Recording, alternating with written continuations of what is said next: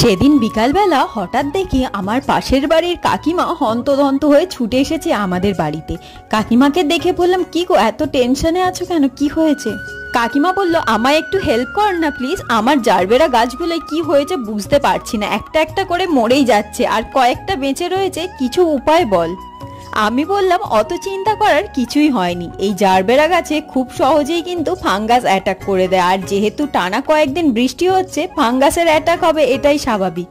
আর তার হাত থেকে বাঁচার জন্য আমি এই সাব ফাঙ্গিসাইডটা ব্যবহার করে থাকি। এই ফাঙ্গিসাইড 1 লিটার জলে মাত্র 2 গ্রাম গুলে গাছের ওপরে স্প্রে করে দিতে হয়। স্প্রে করার পর অন্ততপক্ষে 3 থেকে 4 ঘন্টা শেডের মধ্যে রাখবে, না হলে আবার বৃষ্টির জলে ধুয়ে গেলে এটার কোনো কাজ হবে না।